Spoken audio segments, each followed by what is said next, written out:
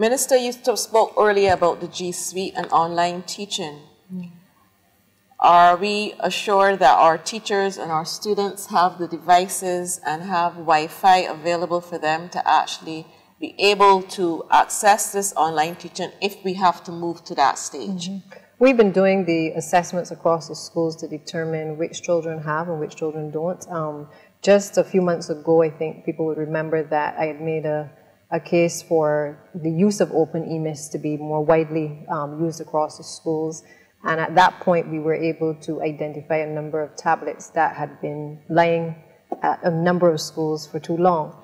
I believe a number of those have been deployed to the teachers in particular to be able to allow them to have accessibility. Do we need some more? Yes, we do.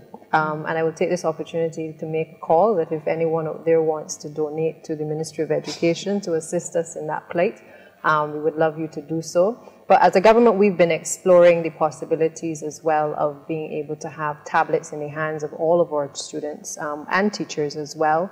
And that was even before the whole COVID-19 virus.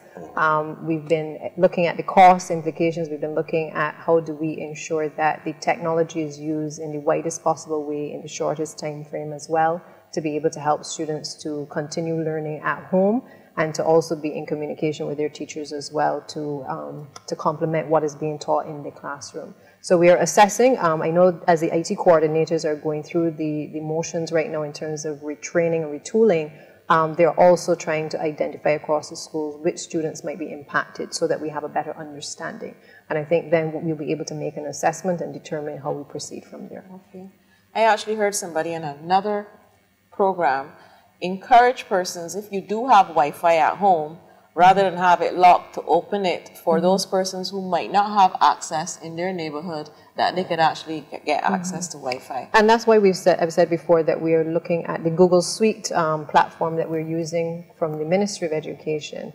We're in discussions with the telecommunications providers to be able to allow that platform to go to the devices, once the students have the devices, to be able to go to those devices and have that without Wi-Fi connectivity. So again, we're trying to work with all of the technology providers to be able to find solutions in a climate which really has been unpredictable for the most part, and a future that really right now is a bit uncertain as well. But we are working with all of the partners, and there are a number of people who have asked to help us as a ministry from across the region, across the world, even Barbadians as well who are involved in IT, and I just want to take the opportunity to thank them as well for stepping forward to be able to help us as a ministry to offer solutions in a crisis and a climate like this as well that we're experiencing. Okay, very good.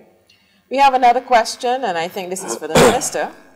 If a parent decides, although we haven't closed schools, to keep their child at home for the remainder of the term, would a back-to-school certificate be needed when that school is actually reopened? It is not advisable that you keep your child at home. Based on what we've said here today in terms of the evidence, the children are not at any greater risk. Unless you have other factors upon which you're making the decision at this point in time, which are unknown to us, then I would not advise, and I think the medical team as well would not advise that they keep the child home for the remainder of the term. Now, I just want to put on a record that we are well aware as a ministry that we're near the end of the term.